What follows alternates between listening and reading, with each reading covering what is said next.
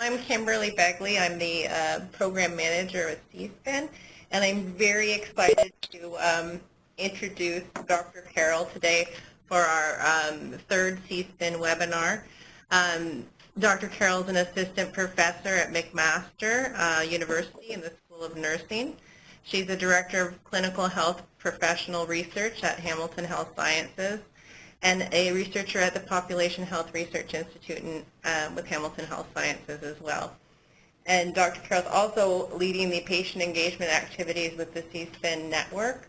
And her talk is patient engagement and research, and I'm going to pass it over to you now. Well, thanks so much, Kim. I'm glad to be here today, and I welcome our call-in guests. I can see there is a list, and I'm glad to see that folks have decided to make some time and join in today. So I'll get started. This is a webinar about patient engagement. I always have to declare that I'm not an expert in patient engagement, but this is a new and emerging field, and I have some familiarity with this type of process just in terms of the research I do. So we are embracing patient engagement at CSPN and moving forward. But this talk today is really about providing you with an overview of what we mean when we talk about patient engagement in research, and to provide an opportunity for our CSPN network investigators and stakeholders and knowledge users to think about and perhaps begin to implement strategies to engage patients in research within your own trials, networks, or organizations. So the objectives for today are as outlined then, to gain some understanding about how this topic and paradigm has evolved and moved to the forefront of discussions across clinical research networks such as CSPN, but also to become familiar with some basic processes to begin to implement patient engagement and research at your own sites, and to learn how to include and retain patient partners in research with some specific strategies for you. Now, I just wanted to provide a little bit of background about CSPN, just for some of you, just as a refresh, just that, this is our vision to develop actionable strategies to make Canada a global leader in clinical stroke research, but to ensure the sustainability of these efforts through recruitment, training, and support of scientists in the field, but also in collaboration with other networks. We are looking to implement strategies to be able to reduce the incidence of embolic stroke by 10% in 10 years. So that is our vision. Now, I'll just go ahead.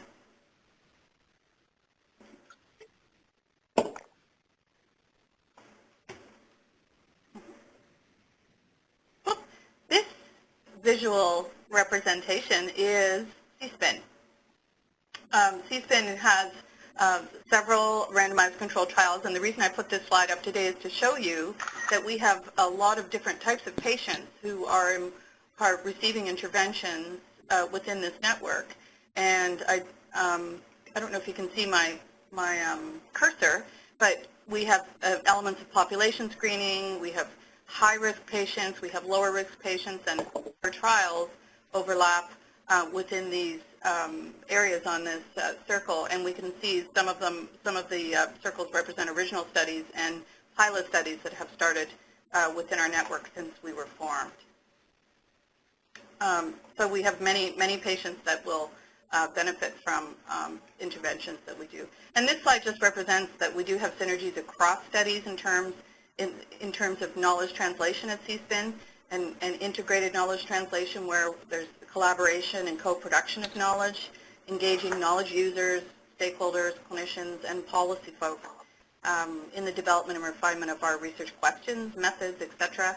And implementation of results are important to end users of all our knowledge, but can also be key participants in our integrated knowledge translation process. It shows our studies across the bottom that we do have components of translation integrated, advancing the science, and end of KT as well.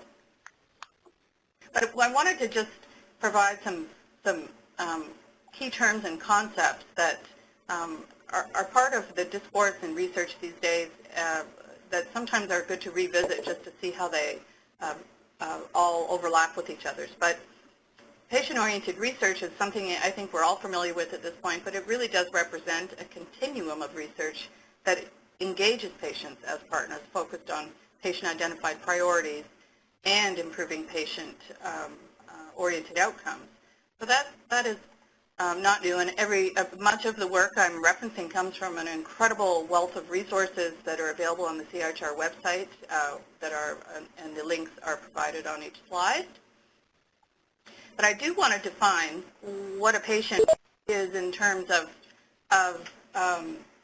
when we talk about patient engagement. A patient really is an overarching term that includes individuals that have personal experience with our health issue, and this can also include the informal caregivers, family, and friends. So patient kind of captures all of those terms depending on the situation.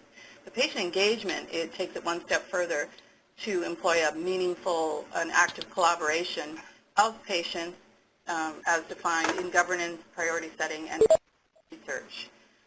So those most of you are very familiar with. But there are other terms that are used in this type of research, and one of them is citizen, which really, there are similarities. So is it a patient or a citizen? Well, citizens are really still interested representatives that could be from the general public, or they are consumers of health services, but also can be patients, caregivers, and advocates.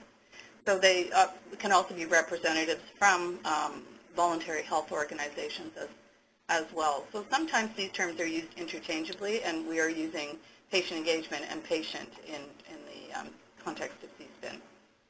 So citizen engagement as well, this is the CIHR definition, is meaningfully involving citizens in activities. And many organizations do public forums and open forums where patients or where citizens are engaged in communities across Canada, and this has been, there's a lot of work that's been going on for many, many years in this. So stepping even a little bit back to try and explain where this has all originated from, CIHR has the Institutes of CIHR and the Health Research Roadmap, which was a roadmap for a plan of action for CIHR that spans from 2014 to 19 in their strategic planning, focuses on mobilizing health research for transformation and impacting health of Canadians. But to meet this challenge, this roadmap asks that scientific leaders employ this highly networked approach that is inclusive of multiple stakeholders and multiple stakeholder groups to transcend the traditional alliances in health research. So collective action, a key priority for this action was the engagement of citizens, patients, and caregivers. So in order to sort of see where this fits is that these are called the valleys, and some of you may have heard of this before, but Valley 1 and Valley 2, and they're metaphorically representing two gaps that have been identified in Canadian medical research. And if we picture a continuum of research that starts at the bench or lab discoveries and basic biomedical through the development of drugs and treatments for patients where we sit with our clinical research, and from there to improvements in our systems and decision making, taking us to health services and research, we see there's places along this continuum between these peaks where the capacity of healthcare systems to make use of research discoveries is weaker, represented by the dip. So these are identified as our valleys or gaps, and these divisions in CIHR recognized that they needed attention. So Valley 1 represents that gap between basic biomedical research and application to clinical, as well as commercial, and Valley 2 refers to the gap between the application of research discoveries to patients. So, and its broader application for practitioners and healthcare decision makers, like health services and health systems research. So thus addressing the gaps between the valleys underlies the impetus of SPORE. And SPORE, which many of you have heard about, is Canada's strategy for patient-oriented research, and this initiative aim was to guide tri-council researchers, people who apply for funding from our CIHR institutes, to frame their work with a vision of collaborating with healthcare providers and decision makers actively to shape a sustainable and equitable healthcare system.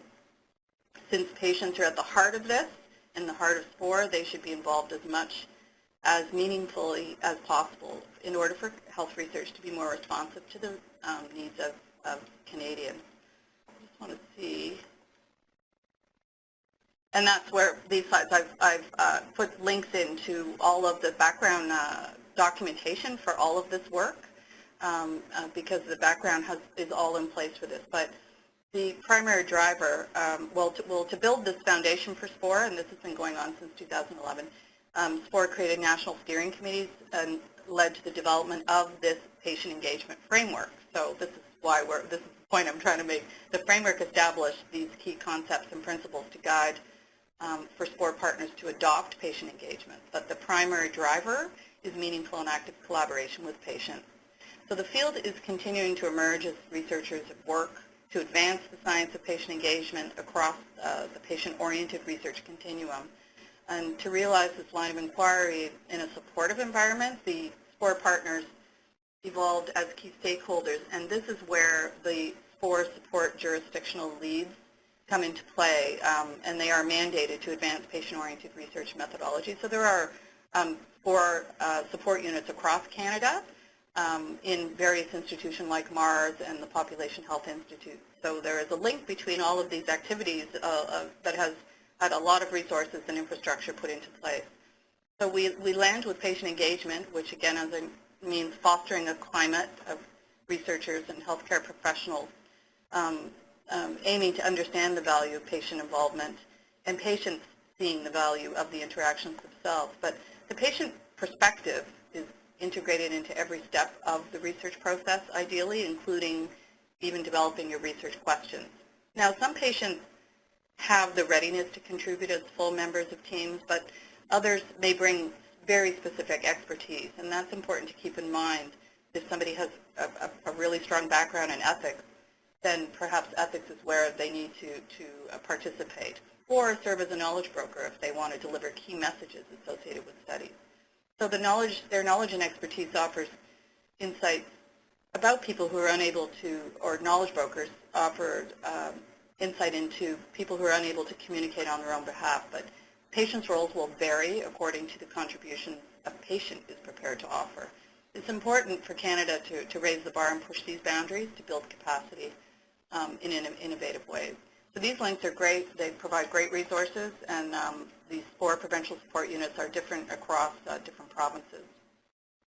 And I wanted to show you that there are actually other organizations internationally, the UK and the National Institute of Health Research involved, and some of you probably are familiar with PCORI, the Patient-Centered Outcomes Research Institute. These folks have invested incredible amounts of resources into setting up patient engagement within their research organization. So, I mean, ultimately, there's infrastructure. Canada is newer, but we are moving forward.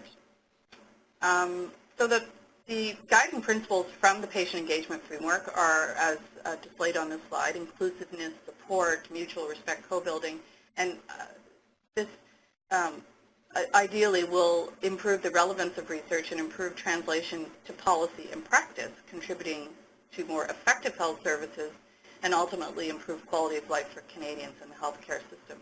But to do this, you have to spend a little bit of time to really think about the roles.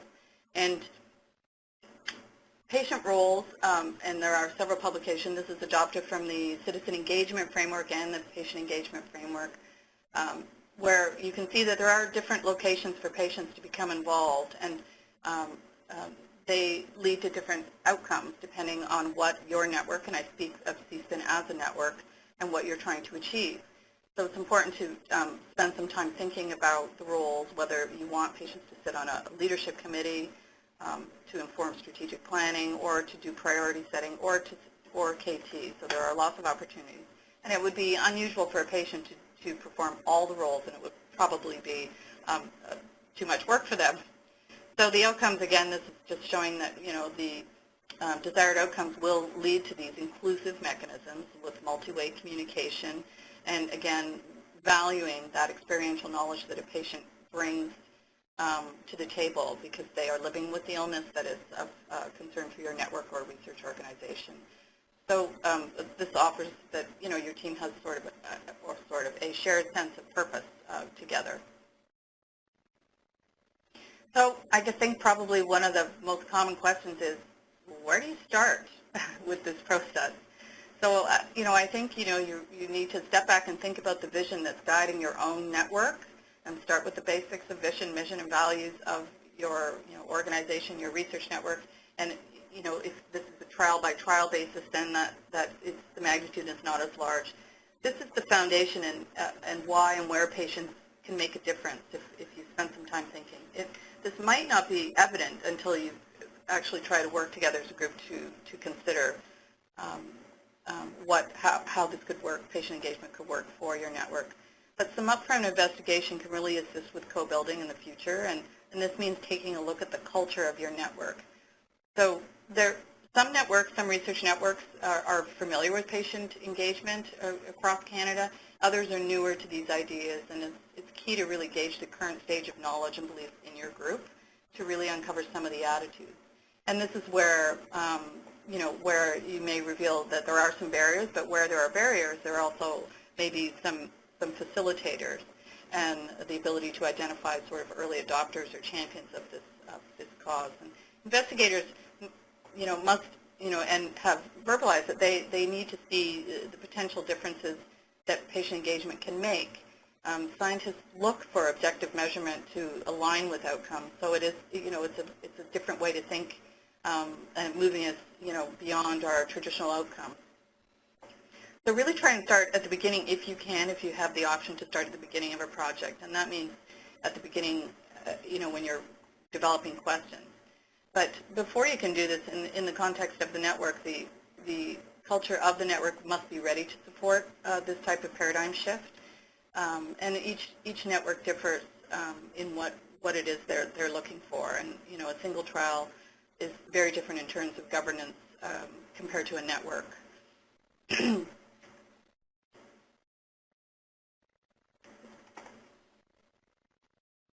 So you need to decide on the level of engagement as a network. You need to make some decisions about where you'd like to start. So, you need to pick a role and try and focus on that in order to have some structure around your initial patient partners, and actively recruit for a specific role to start with. But in order to do this, you actually need to have methods for recruitment. Having selected roles, it will be more effective in the long run than having a pool of patients that don't have a direction. Without a direction, then it's not satisfying for patient partners to commit their time. Probably not satisfying for investigators either if you don't feel like you're working towards a goal. So, at the network level, governance, tactical and operational offer specific ways to go forward as far as design, execution, project evaluation. And this is similar to the earlier slide where you need to think about where it would best meet the needs of your organization. But really, you need to start with a solid base of patient partner expertise, and this involves recruitment, training, and coaching. So let's just talk about recruitment a little bit. And really, in the culture of clinical trials, this is language that's familiar, and recruitment strategies are familiar to research groups. So there are some similarities in terms of patient partner recruitment.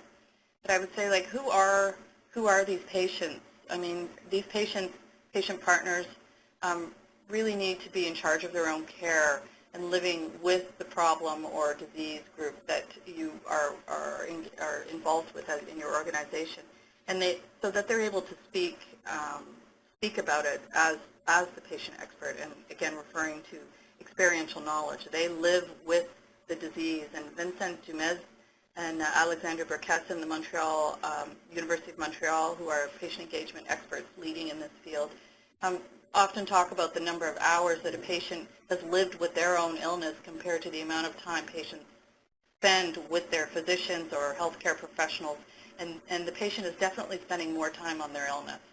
So they are the expert of their own disease. Patients should also have reached a phase of acceptance of their health problem, not in a place where they're still really trying to seek answers and alternative interventions. They need to be settled in their course of treatment. They have to be able to generalize their own experience to other contexts. So maybe their health problem isn't exactly the same as your research question and your studies, but they're able to relate and identify as a patient. And another important criterion would be good self-management of their own care. So they really have to be self-managing their own illness. And lastly, strong interpersonal and communication abilities. If you're going to join in on a team, it's important that you're comfortable to participate and speak up and not silently be a non-participator in teleconference calls if that's your process. So that's just some basic recruitment criteria. But you need a process. So this upfront work needs you to think about how you will access patient partners. And some of this is not different than the traditional trial culture, but health professionals who are in contact with patients in their circle of care, who can speak about a patient's potential to participate as a partner is key. The University of Montreal patient engagement experts talk about a competency framework that guides them to recruit. They have hundreds of patients that they have recruited in the medical school training and et cetera. But it helps them guide the readiness of patients to collaborate. So patient engagement is not for everyone, and not all patients are willing to participate in all roles. So some upfront work should be put into place. Similar to trials, I mean, contacting patients, there has to be access and permission or somebody introducing this opportunity, in essence, to undertake some of the pre-screening and discussions that we would be recommending. We want to ensure that a patient is ready based on the competencies that I mentioned earlier for the University of Montreal. And in addition, though, patients might know other patients who might be good candidates to become a patient partner, kind of what we would call snowball sampling in qualitative research, where I know someone and they know someone, and it sort of grows from there.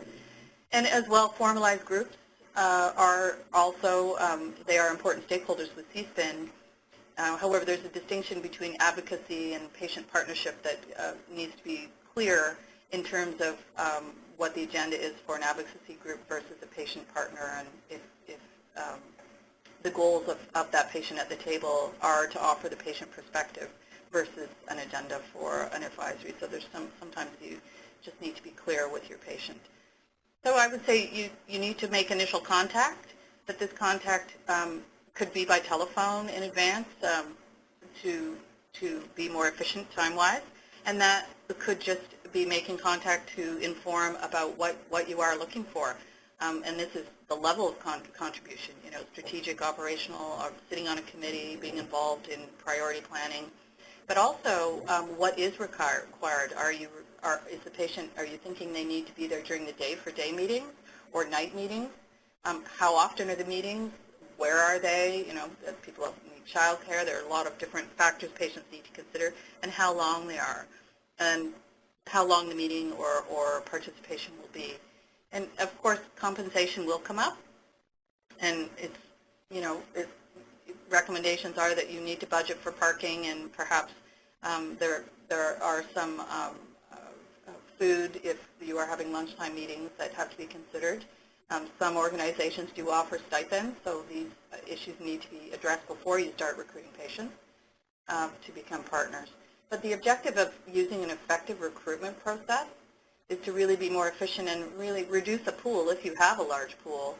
But also, you know, to do this most effectively, it's a good idea to use an evaluation tool, not unlike what you may use if you're screening patients for a trial, to track patients that you have come in contact with, interviewed, and also this allows you to maintain some objectivity, you know, throughout this process. And this really does mirror what Human Resources does to you know, basically interview potential employees. So some of the processes are the same, and you really want to have you know, great patient partners, like anything. That's the ultimate goal.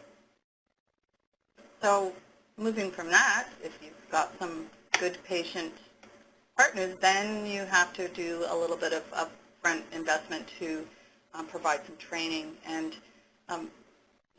for us in CSPN, we've created an orientation package. This is not unlike what any new person coming into an organization would receive.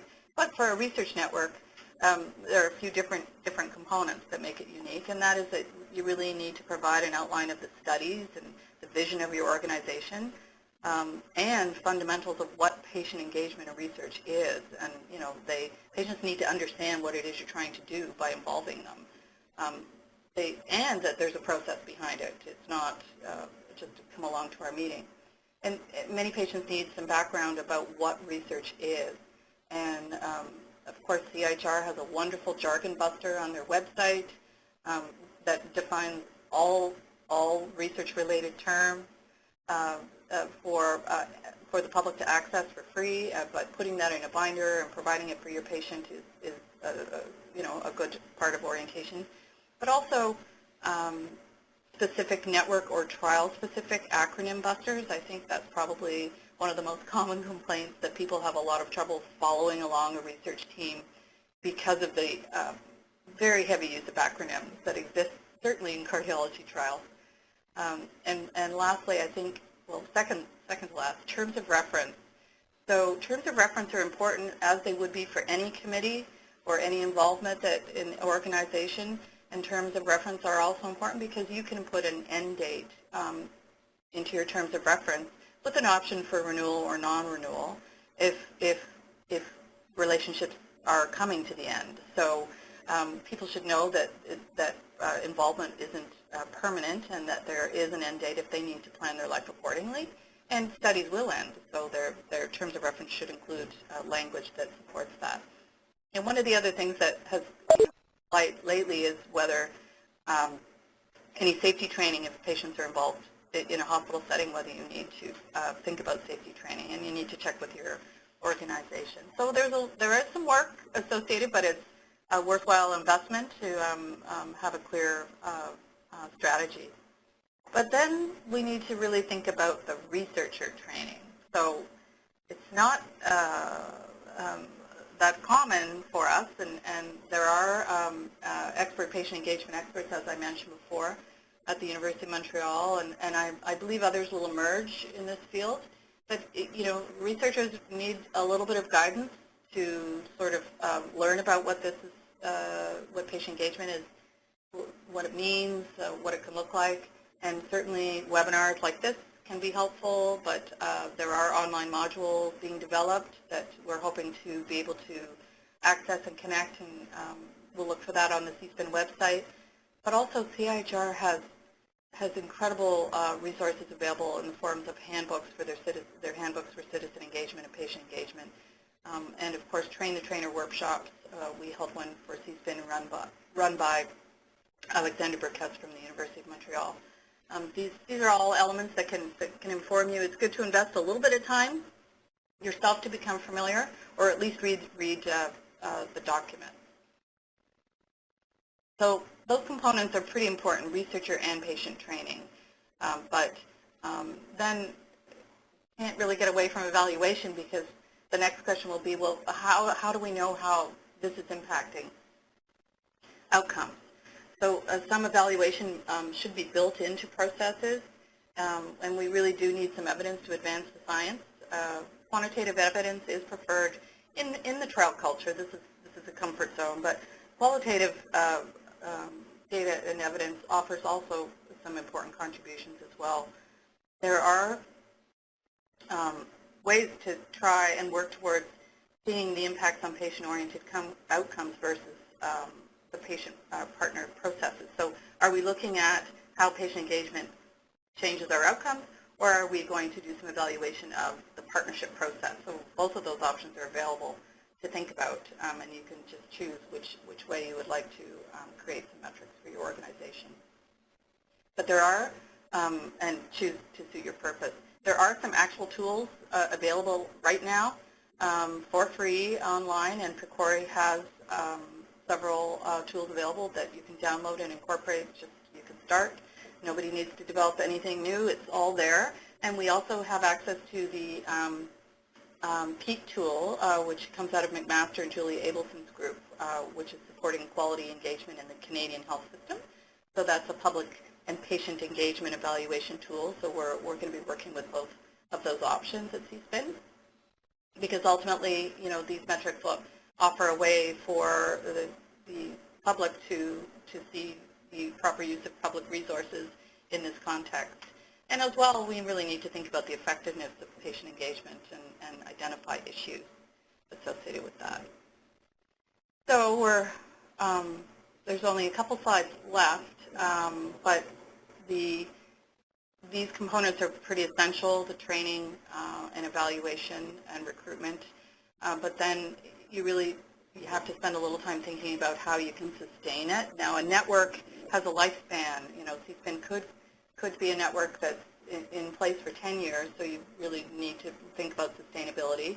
Trial per trial, it still can be, depending on your sample size, a 3 to 4 year commitment. So you'd have to really think about how you can sustain that over that time period. And really that would involve ongoing recruitment and training if patients aren't able to participate for the full 4 years, and patients will change. And so this necessitates really thinking about funding and administrative support.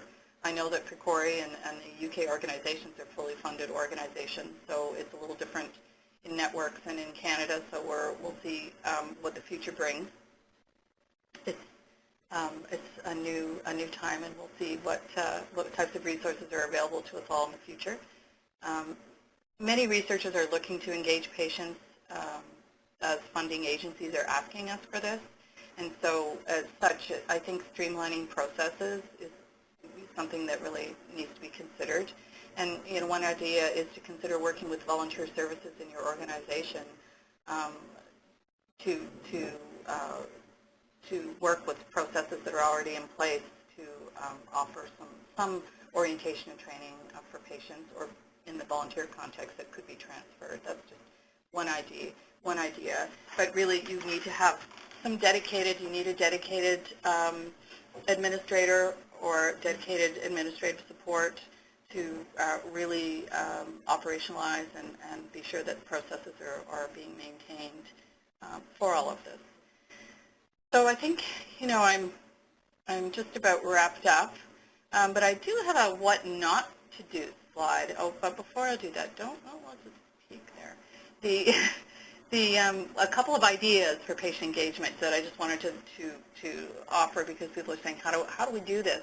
And that is, having patients participate in grant review. This does go on in organizations where lay reviewers are working on grant review committees. But, you really have to make a lay summary available to a patient and provide the key areas that they are responsible for commenting on. I think it's a lot unless somebody is a researcher, a retired researcher perhaps, or a researcher who's no longer doing research, to be able to review the methodology. Although in some groups in the U.S. and Canada there are patients reviewing at that level, but you really need to be clear about what the expectations are.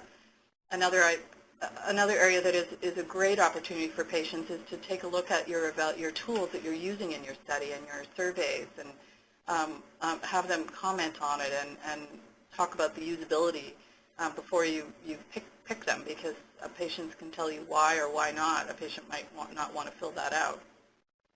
And importantly, when you're choosing outcomes, and we know that mortality is an important outcome, but we have other outcomes that could be matched to what is important to patients, and this could be established in sort of a priority setting workshop with patients. But other ideas are, if you're going to create a website, have your patient partners help you think about what would attract patients to look at the website. And the other end of that on the KT side is that patients can be directly involved in delivering knowledge translation messages and public speaking, and I think we've seen some of that at large conferences over the last couple of years. So it's very powerful, and when patients are delivering the message, it really reminds everybody about why it's important. So I'll go back to my what not to do slide, and it's really, if you've got a patient partner we'd like to not see it be a token patient that is added to every list. And really, you should not have patients that are your patient partners that are receiving care from you.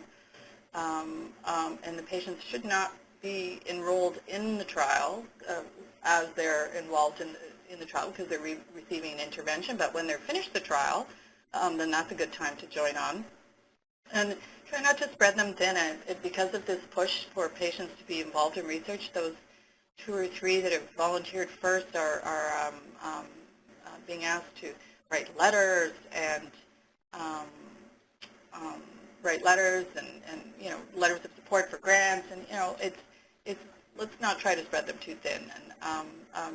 And again, please don't expect patients to understand acronyms if you don't tell them what they mean or discount the possibilities of contribution that a patient can make. So that's I think I'll try and wrap up because I was able to go for a good 38 minutes.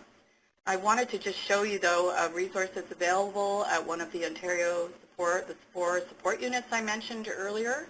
And this is a resource tool or a guide that was developed for research teams and networks by Juliet Abelson here at McMaster. It's available to download. It has a great high review of the literature and all kinds of resources listed in the back for you to take this on and be well informed.